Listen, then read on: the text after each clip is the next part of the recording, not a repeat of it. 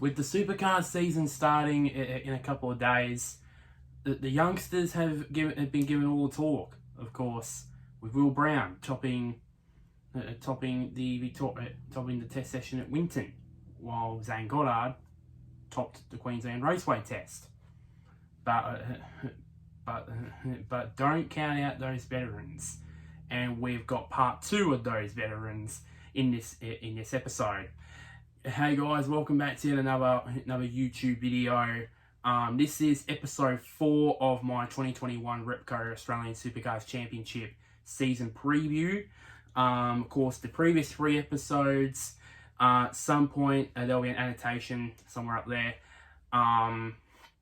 for the previous 3 episodes. So of course we'll talk about these 5 drivers. Of course, Team Slade, Nick Percat, Fabian Coulthard, Scott Pye, and Chaz Mostert.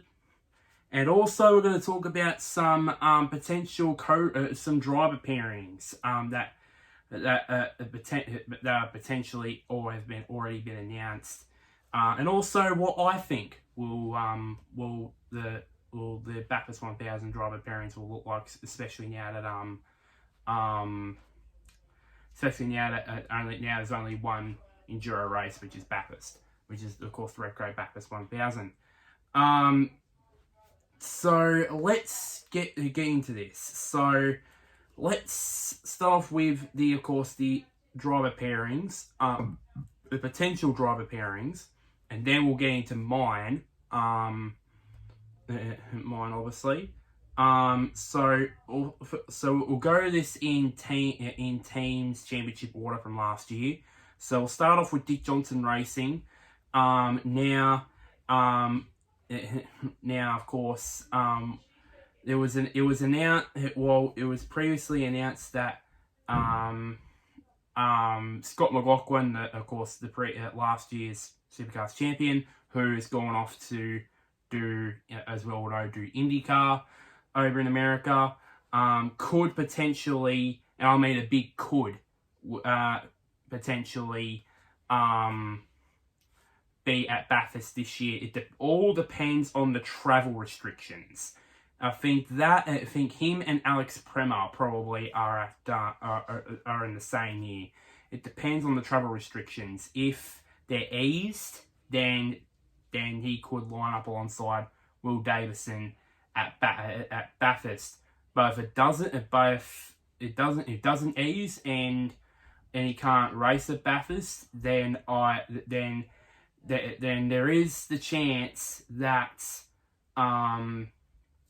Alex Davison, Will's brother, will partner with him at Bathurst, which will be an absolute dream for the Davison family, especially now they're in the fast. They have been paired up before. They've paired up before when Will was at Erebus, when they were running the Mercs. They were together now the now defunct 23 Red Racing team. I think it was last year, I think it was 2018. I believe it's when they were when they partnered up.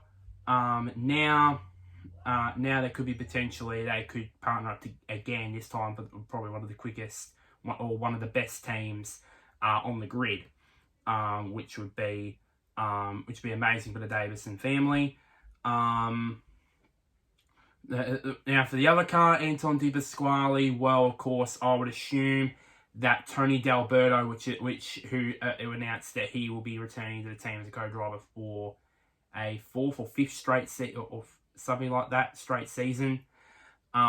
This time, last few years, he's been partnered up with Fabian Coulthard, but now since he's left DJR, he's going to partner up with Anton. Even though I would have loved to have seen Anton and Scotty partner up, I would have loved to have seen that, but it was always gonna be Will and Scotty together at Bathurst, unfortunately. Even though I would have loved to have seen Scotty partner with Anton, because that would have been a dynamite duo with a capital D, pretty much. So yeah.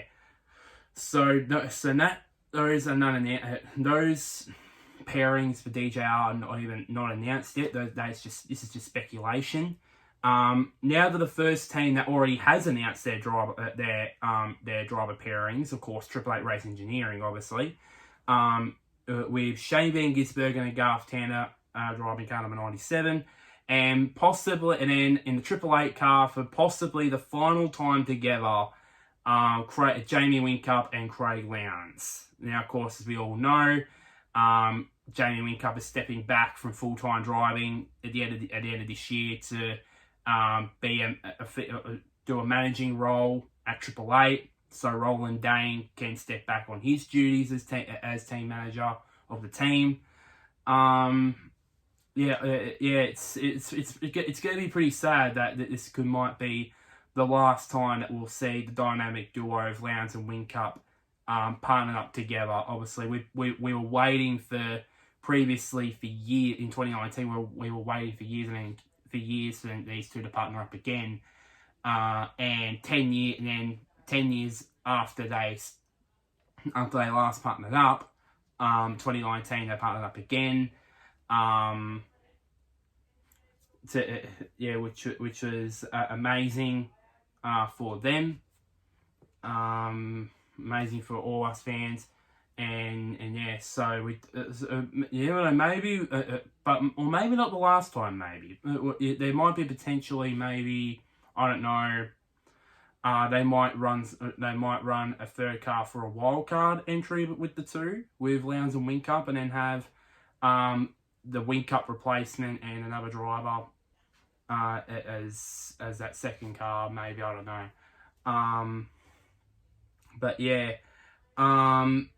So that's the first of ones that they've officially announced their driver lineup, their co-driver, their driver pairings.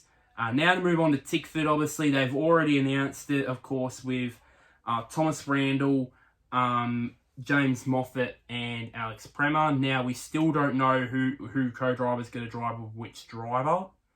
We don't know who Thomas Randall's going to be driving with. We don't know who James Moffat's going to be driving with, and we don't know who Alex Premer's going to be driving with. I assume the speculation is that Thomas Randall will partner up with Jack LeBrock in the truck assist entry. Then Cam Waters or James Moffat will be partnered with Cam Waters in the Monster Energy car, and then they will lead Alex Premer to partner up with James Courtney in the Bruce Mobile entry.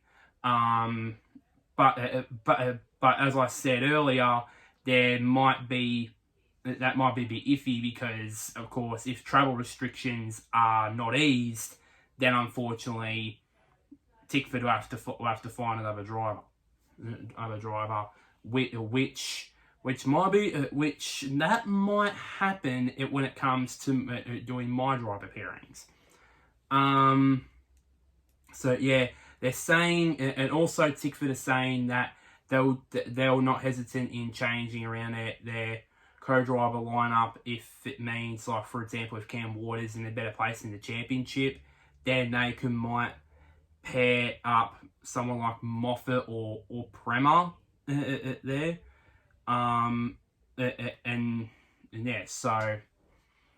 So there might be a chance so I think Tickford are not going to hesitate in changing around their driver pairings.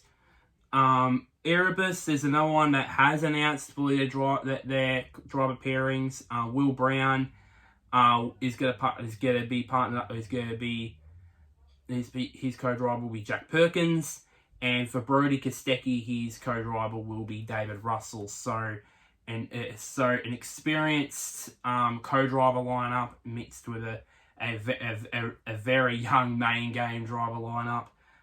Bit of young and old in there. It's a pretty good mix there with Erebus, and hopefully that will bring a lot of success. Obviously, of course, Will Brown obviously and Brody Kostecki were co-drivers last year. Will Brown being with David Reynolds and Brody Kostecki being with Anton. So yeah. So yeah, I hope it'll be a success. Hopefully, way more of a success for the two co-drivers than it was at the Winton test day about a week ago. Team 18 is another one that have announced their driver pairings, and they do look impressive too. I mean, Mark Winterbottom with he's going to be his co-driver will be Michael Caruso. And I probably think the very early dark horse, I believe, for Bathurst, in my opinion, is the sister car. Scott Pye with James Golding, and of course Golding, he showed that he's got tremendous speed in the test day. Obviously, I know it was a test day, but still finishing 14th quickest ahead of even Mark Winterbottom in the test day standings, as I said in the previous episode. So yeah, those two combinations for Team 18 or still Charlie Schwalcott Racing is a very mouth-watering combination there as well. But pretty much almost the same amount of mouth-watering, or maybe even more, is the driver combinations at WAU at Walkinshaw Andretti United, with Bryce Fullwood. Of course, last year he was paired with Kirk Stecky, and he'll be paired with Warren Luff, who was I think he was paired with Chaz Mostert last year, but now he's gone back to the number 2 car. Because he was the co-driver for the number 2 car when Scott Pye was at the team. Now of course he's going to be partnered up with Fullwood. That leads, of course, probably for me, I would assume the very early favourite to win Bathurst this year. Other than of course the 2 Red Bull Ampol cars. This one, I believe, is one of the combinations to beat, and that is Chaz Mostert and Lee Holdsworth. That is drool worthy combination right there. I mean that would just have Chaz Mostert and Walkinshaw Andretti United fans just drooling, in my opinion. It's just it's so good, and I won't be surprised if that will happen. Now we'll move on to Brad Jones Racing. There's been 2 driver combinations that have been confirmed. The other 2 have not just yet. So the 2 ones that have been confirmed were Macaulay Jones and Chris Piffer. Of course, they were announced before the I think it was before the Winton test, and about maybe about 4 or 5 days ago, or 4 days ago, something like that, it was announced that Dale Wood will be partnering with Nick Percat at the Bathurst 1000 this year, because of course last year it was Percat was partnered with Tom Randall. Now that Tom Randall's moved over as a co-driver for the next 2 years for Tickford, they need to find a new driver, and of course Dale Wood's one of those. Now the other 2, which were the Jack Smith entry and the Todd Hazelwood, they haven't announced their drivers yet. Now there's been certain speculation. There's possibility that that Jordan Boys might partner Hazelwood again.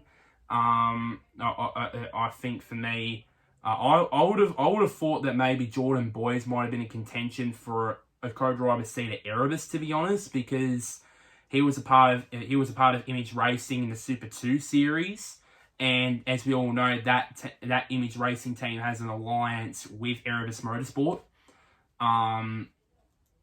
or previously had an alliance with Erebus Motorsport, really. So that's why That's why I thought maybe Jordan Boys might be in contention for that, to be partnered up with Will Brown or Brody Kostecki, but of course they ended up with going with Jack Perkins and David Russell. I would suggest I won't be surprised if Boys does partner up with Hazelwood again, or maybe he might get partnered up with Jack Smith. You never know. Another one that might be in contention is, of course, BJR protege, who's now going to go over to Matt White Racing in Super 2 in the Super 2 series for a year, is Josh Fife. I can see him partnered up with Jack Smith and Jordan Boys to partner up with Todd Hazelwood. In my opinion, I can possibly see that happen in over there at BJR. Now we'll move on to Kelly Grove Racing. Now, of course, there's been one driver pairing that's been confirmed. The other with one car, the other one does not. Of course, obviously Luke Jordan's going to come out of retirement and going to partner up with David Reynolds again. Of course, the 2-1 Bathurst in 2017 with Erebus. So hopefully they'll make it a second Bathurst win. Now the other car, of course, the Ned Racing car, driven of course by Andre Heimgartner. That hasn't been announced yet. Even though team owner Rick Kelly throughout that test day had driven the Ned Racing Mustang in the Winton test, I don't think for me I don't think it'll happen. I think it's probably Rico's plan to just think, is he gonna? Could this be a Bathurst drive? Could it be? But then Ilkar's like, no, I'm not gonna race again. I'm not gonna make a comeback at Bathurst. That's what he's gonna say. So I believe it'll be different. There might be a chance that Dylan O'Keefe might get recalled and be partnered up with Heimgartner again, like he did last year. But who knows what will happen on that front. I think for me is, as you'll find out very soon, I don't think it'll be either one of those two. I think, in my opinion, that will be partnered up with Andre. Blanchard Racing Team. Of course, it was previously announced that team owner Team Blanchard's going to partner up with Team Slade in the Cool Drive entry. As I said, I think I said at some point in the previous episode, does the Cool Drive entry look even better in a Ford Mustang? It's the same with the Penrite entry for Reynolds too. It just looks better. For me, the Cool Drive entry looks great on a Commodore, but it looks even better on a Mustang, and it just looks absolutely sick. Team Sydney Techno, it's already announced. I assume that team owner Jonathan Webb will partner up with Fabian Coulthard. That will be probably announced maybe sooner than what everyone else thinks. And Gary Jacobson is still unsure who's going to partner with him, but there's some speculation that it will be Steve Owen who will be partnering up with Gary Jacobson, possibly in that second car. Finally, Matt Stone Racing. There's talks that the two Kosteckis, which are Jake and Kurt, will partner up in that number 34 car. How appropriate, obviously, that the three Kostecki brothers, or one of them's a cousin, but the two Kostecki brothers, they had a racing team in Super 2, and now one's gone. One's at a main in the main game with one team, and the two other Kosteckis are going to be in another team. partnered up together. Yeah, and of course, as we all know, Kirk Kostecki, he, as I said, he partnered with Bryce Fullwood. And of course, obviously, with Lee Holdsworth retiring, he got pushed out. So there's obviously a chance that Jake Kostecki will be in. I assume that maybe next year that might be a chance that Kirk Kostecki might be the final Kostecki brother. Oh, of course, he'll be the final Kostecki brother to enter full time into Supercars. Probably in 2022 if there's a right offer. To be honest with you. And of course, number 35, Zane Goddard. I think it's just going to be a matter of time. I think it'll be Dean Canto that will partner up with him, because obviously he's got a engineering role over at Matt White Racing. Of course, he's going to be engineering a very famous name in Australian motorsport, Aaron Seaton, as we all in the Super 2 series. And of course, as everybody all knows, Aaron Seaton is the son of Glenn. It was only a matter of time before Seaton comes back into Australian motorsport. Of course, Aaron, I'm glad that he's going to be in the Super 2 series, and hopefully in the future he would enter his he would follow in his father's footsteps and be in Supercars in the future.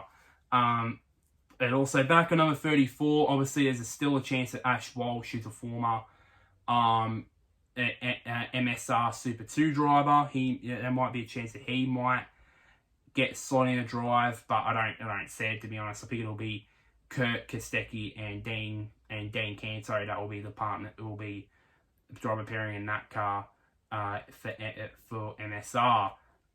Finally, so now we go to my driver pairings, and it goes as follows. Go in number order. I think number 2, I believe Bryce Fullwood and Warren Luff, obviously. That's obviously been announced. Number 3, Tim Slade and Tim Blanchard. Car number 4, Jack Smith and Josh Fife. I would assume that Josh Fife will be partnering up with Jack Smith. Car number 5, Jack LeBrock and Thomas Randall in the truck assist car. Car number 6, Cameron Waters and James Moffat. I think they will partner up in the Monster Energy car. The first big change for this one, number 7, Andre Heimgartner.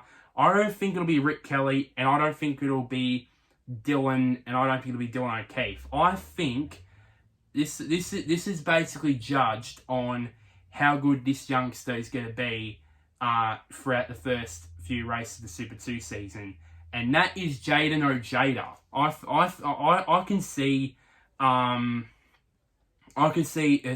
Ojeda partnering with Andre next at the Bathurst 1000 this year. Of course, he partnered up with Tyler Everingham in the GRM car at Bathurst last year, and sort of impressed.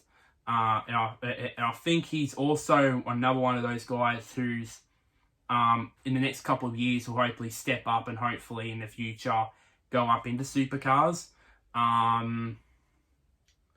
So I believe it will be Heimgartner and Ojeda that will be in the Ned Racing car. Car number 8, Nick Percat and Dale Wood in the BJR car. Car number 9, Will Brown and Jack Perkins in the Erebus car.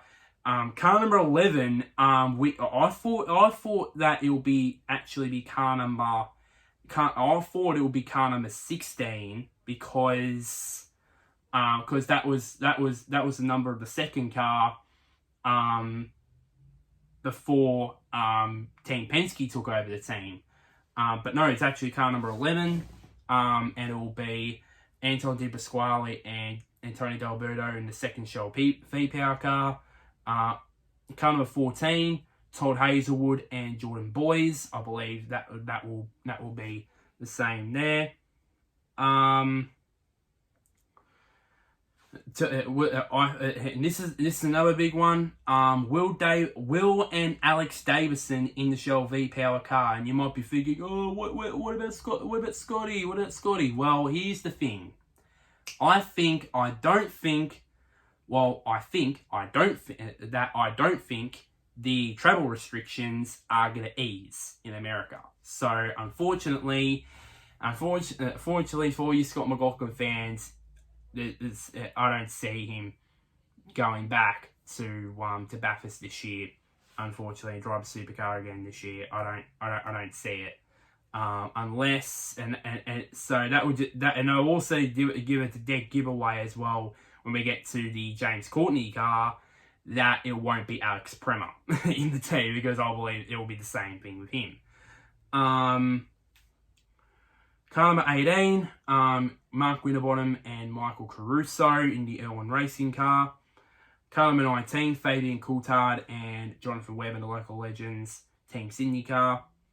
Car number 20, Scott Pye and James Golding in the DeWalt Racing entry. Number 22, Gary Jacobson and Steve Owen. Car number 25, Chaz Mostert and Lee Holdsworth. Car number 26, David Reynolds and Luke Gilden in the Penrite Racing Kelly Grove Racing car. Car number 34, that's Jake and Kurt Kostecki in the number 34 Matt Stone Racing car. Number 35, Zane Goddard and Dean Canto in the other Matt Stone Racing car. Car number 40.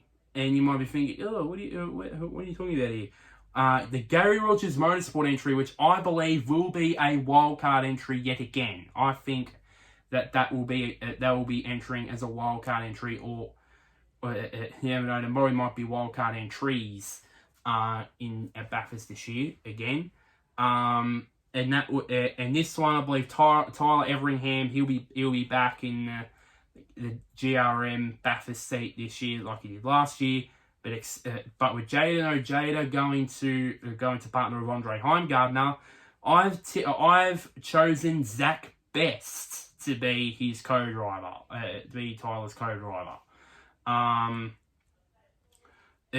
Same as Joe Jada, it solely depends on his results in the Super 2 Championship. I believe if his results are not good enough, then I can see someone else stepping into that co-driver role. But if he does, then I think he will go well in that. Car number 44, James Courtney and Brock Feeney. I think Feeney will be back in there despite him being with Triple Eight in the Super 2 Championship. Yeah, of course, the Bruce Mobile. Bruce Mobile, and Feeney's very much sponsored by them as well. So yes, I believe that will happen again. Car number 96, Macaulay Jones and Chris Piffer. That was obviously announced about a week or two ago. Car number 97, Shane Bear Gisbergen and Garth Tander in the Red Bull Ampol Racing Team entry. Car number 99, Brody Kostecki and David Russell in the Bruce Mobile Erebus entry, which that livery looks not too bad actually, but by the looks of things. And the final entry, car number triple eight, Jamie Whincup and Craig Lowndes in the Red Bull Ampol Racing Team Commodore. So those were actually my Bathurst 1000 driver pairings. You guys, if you guys want to comment down below, what would you change if you want to put driver A in this car instead, and then put driver B, co-driver A in this car with this driver, and then put co-driver B in this car. Comment down below that. I want to hear your thoughts in the comment section down below. I'm already like almost 30 minutes into it. I haven't spoken about the 5 drivers yet. Blabbering on a bit about the co-drivers. So let's now finally get into it. So let's firstly get into Tim Slade now, of course, with the Blanchard Racing Team. Of course, that was previously aligned with BJR, but now it's running under its own banner with of course a Ford Mustang. As I said earlier, the Cool Drive entry just looks better on a Ford Mustang. To be honest. So yeah. Of course, Tim Slade's back obviously after 1 year out. Of course, being the co-driver of Scott McLaughlin in 2020. And of course, 2019 from 2016 to 2019, he was a full-time driver with BJR. So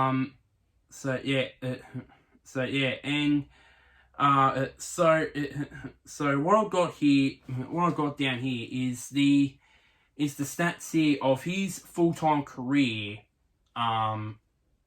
Tim Slade with Ford. So of course he started in 2010 with the James Rosenberg racing team, or whatever it's called, which was aligned with Stone Brothers Racing, which is now Erebus, obviously, as we all know.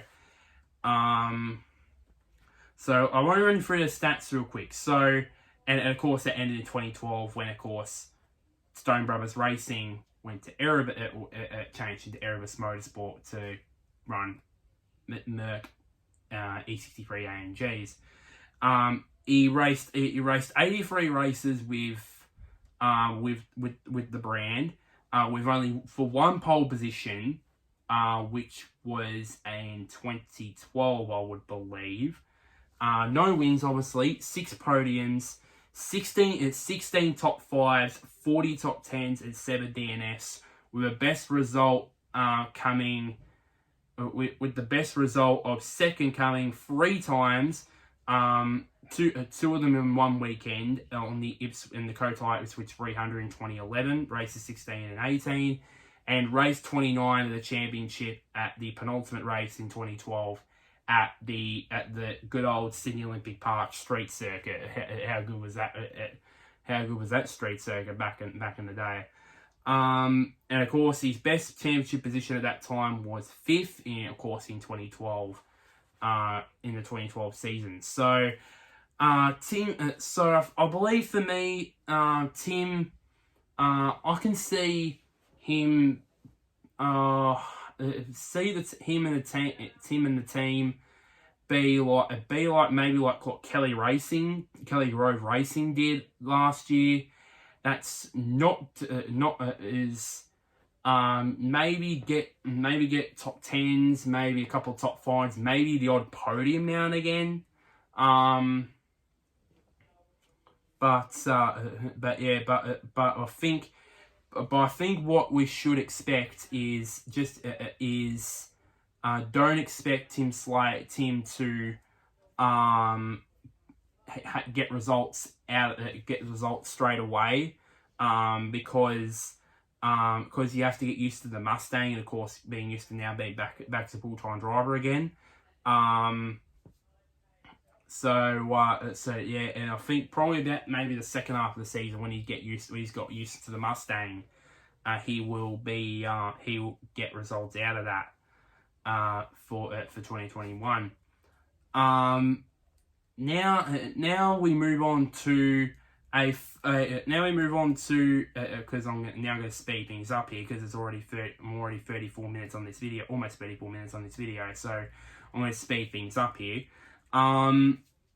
Next driver is a former teammate of Tim Slade's, and that is Nick Percat, who experienced it's a career best season in 2020. Obviously, winning his first Supercars race as a full-time driver, obviously, because he won 2011 Bathurst 1000 with Garth Tander, obviously. So running through some stats real quick about that. So 2019 he finished 9th in the championship and made a massive 1,427 points behind Scott McLaughlin, because of course Scott McLaughlin and that Ford Mustang in 2019 was absolutely dominant. 2020 ended up 2 places higher in the championship, finished 7th, 833 points behind Scotty. Out of the 27 races, he claimed 1 pole, 2 wins, obviously, 3 podiums, 9 top 5s, and a massive 20 top 10s out of the 27 races. So he was pretty consistent for a guy who finished 7th in the championship and had 2 DNFs. So yeah. So for Nick, it's pretty interesting. For Nick, I think for me, his aim, in my opinion, is to finish top 5 in the championship. And judging by his top 10s, I mean, he finished 20 times. He finished in the top 20 times out of the 27 races. He finished out of 27 races. Finished 20 of them in the top 10. That's pretty consistent. If he ups it to, I can't remember how many races that they have. I think it was about 30 out of 30 odd races. If he gets in the top 10 about maybe 25 times out of those races, and get more top 5s and more podiums and get a couple more wins, then he's in good shape. And he's in good shape to finish top 5 in the championship. I think that would be his aim, and I think for me that's the expectation for Nick, to solidify himself as not only a consistent top 5 placer in the championship, but also salvage himself as the main leader of that BJR team, as they now start to transition more into more youngsters. Of course, with last year with Todd Hazelwood in the team and Jack Smith, and of course with Macca now entering the team, he's now going to be the sole focus as the leader of the team, and hopefully to solidify that with hopefully a top finish in the championship. Now we move on to a former DJR driver now, who's now going to be driving with Team Sydney Racing and Team Sydney Techno, and that is Fabian Coulthard. I mean, I think for me the last time he drove Holdens was 2015. Of course, from 2016 to last year he was with previously DJR Team Penske. Now it's just DJR because Team Penske is no more in the Supercars. Of course, they're like, we've won the championship, we've won the team's championship, we've won the drivers' championship, we've won Bathurst. We've done everything in this sport, so we just gotta shove off and focus on all over Indy cars, NASCARs, and sports cars basically. So yeah, and I've also got some stats here about his full-time Supercars career with Holdens, I don't think you should say Holdens now because obviously it's not a brand anymore. With the Lion brand, and that is he ran from 2010 to 2015. Obviously, he was with Walkinshaw Racing from 2010 to 2011. He was with BJR from 2012 to 2015, obviously. And out of those years, he was in a Holden. This was his stats. So he ran 193 races in that time, 0 pole positions, 5 wins, 28 podiums, which for some people might say, oh, that's not too spectacular. But wait a minute, this is where it gets interesting. 52 top 5s, 102 top 10s with Holden, and 12 DNFs during those 5 years, and the best championship position was 6th back in 2013. And of course, and obviously, of course, his win at and it's also a special fact for you guys. His first win at Tasmania in 2013 was not only his first win, but it was also his first time on the podium as a Holden driver. He was on the podium before as a Ford driver, but not as a Holden driver. So yeah, there you go. So there you go. That's a bit of a factoid for you guys. So for me, there's not much expectations really with Fabian. I mean, of course, Team Sydney's still a new team. Obviously, it's in its second season. But I can definitely see Matt Stone Racing. I said the wrong team. I can definitely see Team Sydney do what Matt Stone Racing did in 2019 when Todd Hazelwood drove for them in 2019, and that's have top tens. Have a shockingly fantastic qualifying performance from Fabian, or maybe from Gary Jacobson, maybe, who knows. But I believe for me, that would be I think that would be their aim, obviously, to improve on last year's performance. So yeah, now now the two drivers still to go here. So move on to Scott Pye, the second driver in that Team 18 or Charlie Schwalcott Racing team. And there's some stats here which might interest you guys here. The stats here that might interest you guys. So, of course, 2019. He finished 12th in this championship with WAU, measly 1,679 points behind Mclaughlin. Last year, he was more consistent, finished top 10 in the championship. Last 909, he finished 9th in the championship, 990 points behind Mclaughlin. Out of 27 races, of course, 0 poles, 0 wins, obviously 3 podiums. 5 top 5s, 13 top 10s, only the 1 DNF, which doesn't sound that shocking. But this one basically will shock you.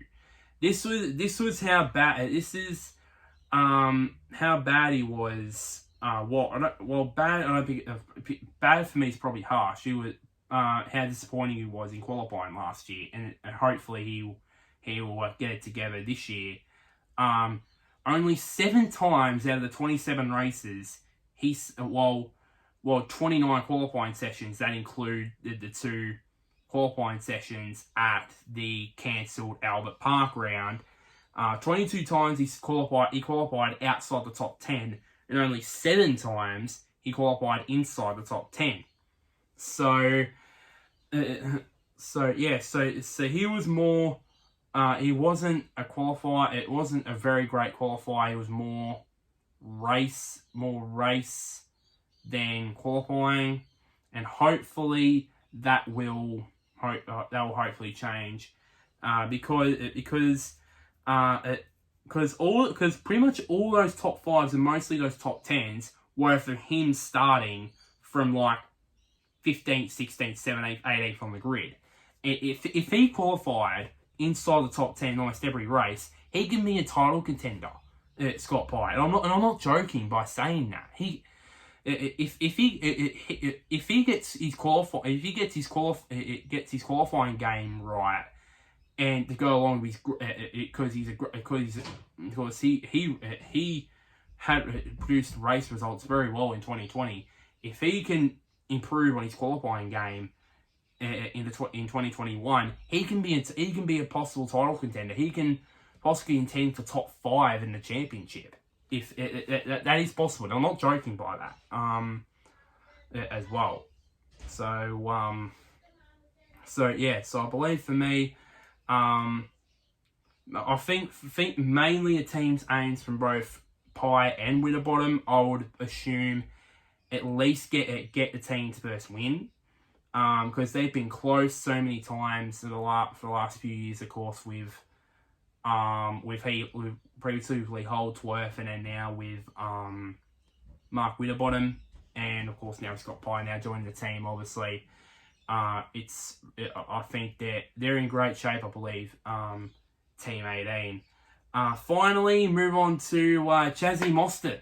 Of course, Chaz, of course, last year's first season with Holden, obviously after coming from Tickford, going over the WAU. Of course, let me introduce some stats real quick. 2019, he ended up finishing 5th in the championship, 993 points behind Scott McLaughlin. 2020, of course, again, he finished 5th in the championship, but this time he was a lot closer, 618 points behind. Out of 27 races, he claimed 1 pole, 0 wins, so he's yet to win a race with WAU. 5 podiums, 10 top 5s, 18 top 10s, and no DNS. So he finished every single race in 2020. For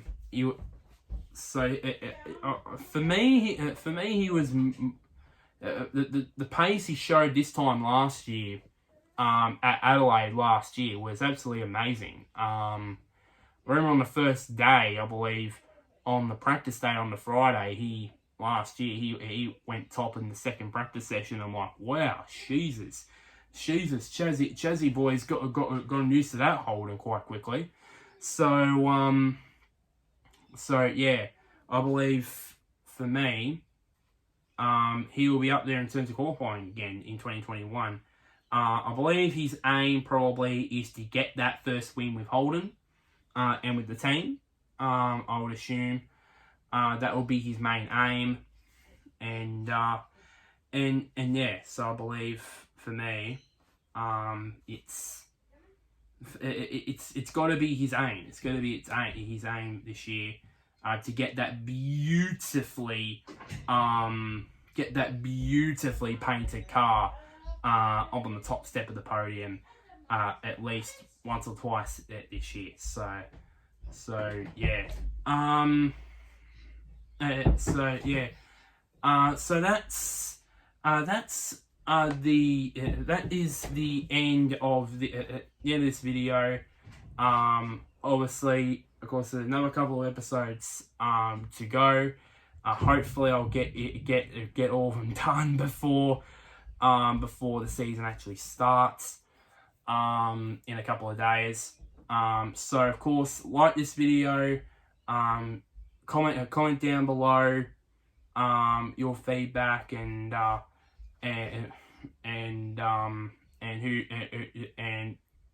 put who do you think will be the better driver out of these 5 drivers that I've spoken about. Share this video if you have friends who are Supercars fans, and also, by the way, click somewhere down there, press the big red button which is called subscribe. Click on the notification bell and switch on notifications to get notified of when I next upload. So yeah, and there's going to be a hell of a lot of content going to be made over this week, over the rest of this week, and over the weekend as well, with Supercars starting up again this weekend. But yeah, so until next time, guys, I'll see you all later.